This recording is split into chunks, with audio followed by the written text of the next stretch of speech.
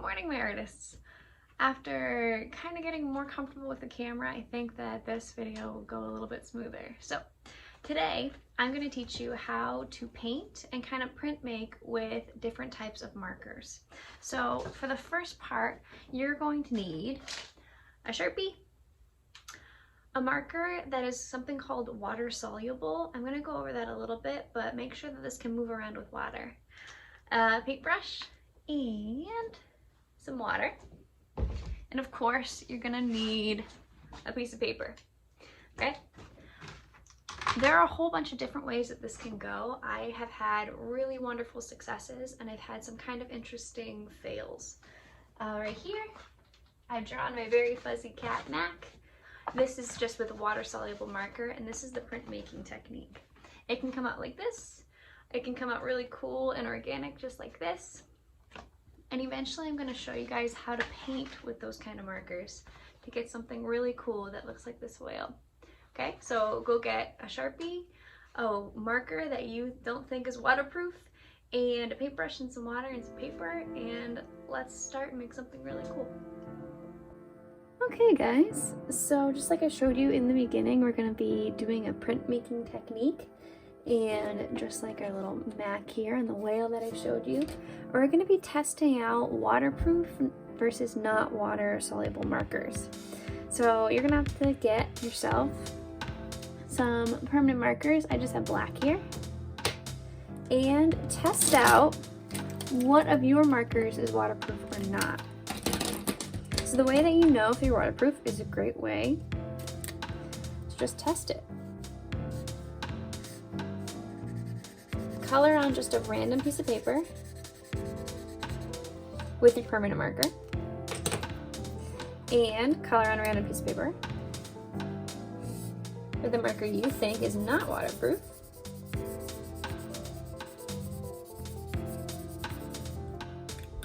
Then use a little bit of water and a paintbrush.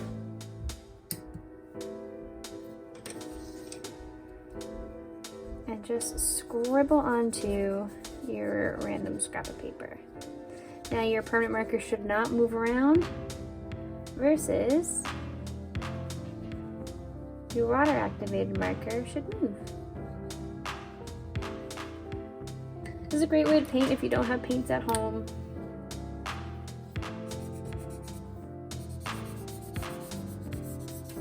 You can start blending markers. This is also a great way just to use up any extra markers that you have lying around that might be a little dead. And they mix just like regular watercolor. And that's how we're going to kind of make our printmaking technique work. Okay, so this is water activated. This is permanent marker. Okay, so I have my permanent marker drawing right here. So what I'm going to do is I want to have a beautiful painted background of a rainbow. Now this is a printmaking technique that is not foolproof. It's going to be a little organic and cool looking. But what I need is a thin piece of plastic. It could be any kind of plastic as long as you can lay something flat onto it. And then you need all of your markers right here. And you're going to start just coloring onto the plastic, just like this.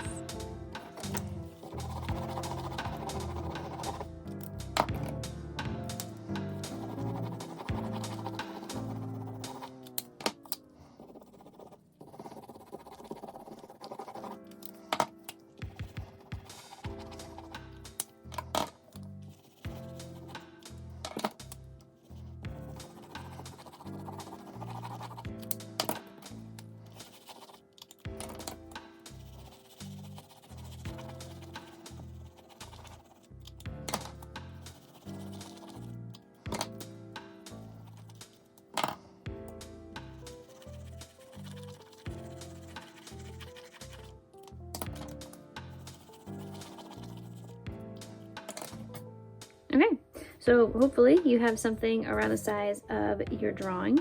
Now what I'm going to do is I'm just going to apply a thin veil of water all along my drawing.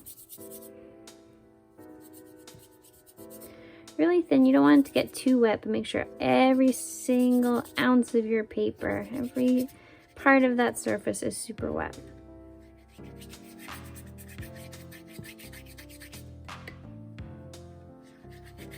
All right, now here's the fun part.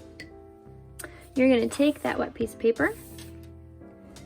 You are going to lay it down on your beautiful colors.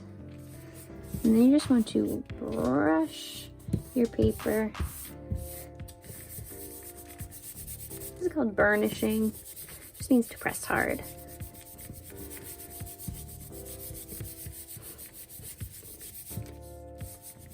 And when I lift up, my paper is probably just like my hand. It's going to be nice and colorful. Are you ready? Ta-da! So it looks really cool. It's really organic. If you want, you can always add more water and you can do it again.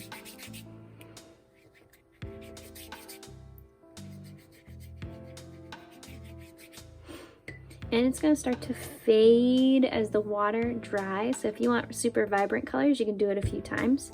But eventually, you have some really cute projects that you can finish. Okay? Now that you know what is water soluble and what is not, remember, water soluble kind of runs into each other. It follows the water. Waterproof stays the same. So what I'm going to do now is I'm just going to start drawing with my permanent marker. What I've drawn here is a whale. I think this is a whale from like San Francisco Zoo or something. Don't worry, she's totally okay. So I drew that with my waterproof marker. Now I'm gonna start coloring in with my water soluble marker.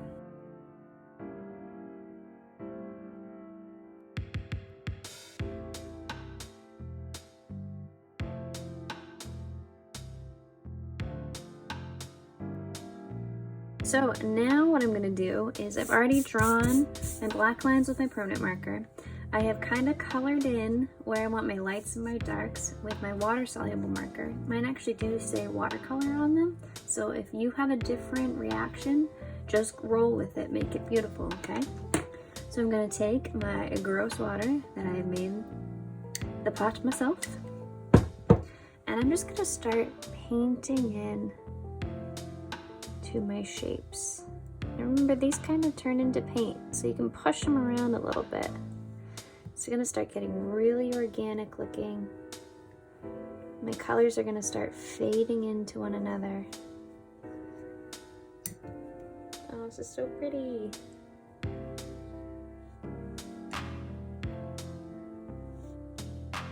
I put in some darks and some lights, and I really wanted it to look super organic looking. I didn't want to see too many lines. The top of my whale is going to be darker than the bottom of my whale. And this is a blue whale. Looks blue when I looked online.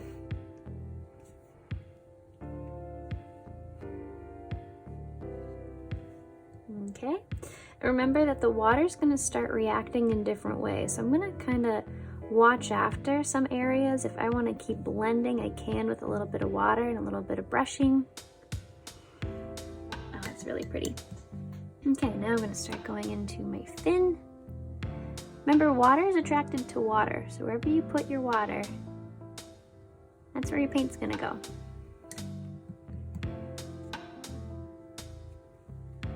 Okay. And see how crazy this looks? It just looks like a bunch of lines. Add in that water. It turns into watercolor. It's really cool, and I feel like with art, it's almost like magic. Because that looked really weird before. Okay. Now I could just leave this white. I kind of like it white, but with a teeny tiny bit of water, I'm not going to brush around too much. I'm just going to start to activate that paint. Wherever I wanted those highlights, I'm just going to leave white. I'm glad that the underbelly is kind of grayish to show that it is underneath.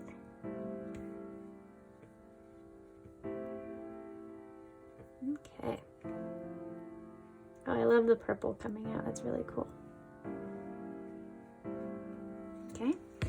Now I'm really happy with this. I could just stop here. Oh, look at how cool all the little crystallizations are happening. But what I'm gonna do is I'm gonna let this completely dry, and I'm gonna do a little bit of that printmaking for the background and for these bubbles. Okay, so I'll see you in a second. Okay guys, just like before, what I did is I watered everything that I want that background to be. So I was really careful to get around my whale. So now what I'm gonna do is I'm gonna think, where do I want those beautiful colors to be? Where do I want it to be darker? Where do I want it to be lighter? When you flip this, it's gonna flip the opposite way. So you kind of have to flip your paper and flip your brain to where you think things are gonna end up. Again, it might get a little organic, might get a little weird. It's okay. Fall in love with the process, not the product, right?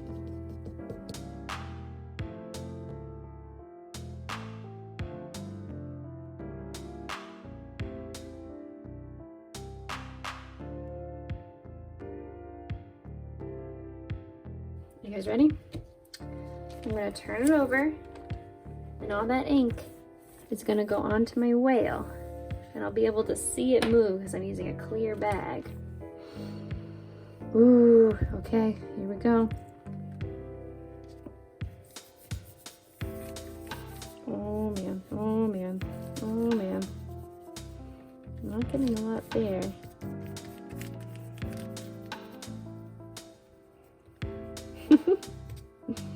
Alright, you guys ready? A little nervous. That's the fun in it though, right? Okay, ready? 3, 2, 1. Whoa. Oh, I have a little bit of some spilling. I'm gonna grab a dry brush. Blend that back in. I'm actually going to use this brush and get all the areas that I didn't get before. Oh, it's really cool. I guess I had some emptiness up here with my water. Okay. Oh, and it's so pretty. And I could have never done this with just regular watercolor. Oh, I really like it. That came out great.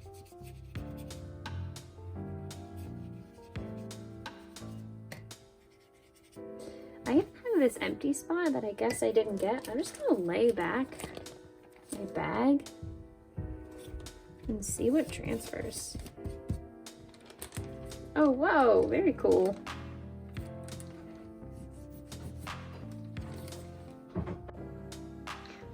So I just spent a really long time editing that video.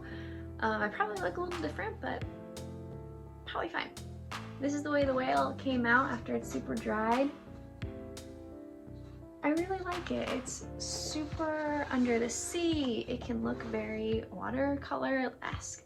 It's a really fun technique that you can make a million different projects with.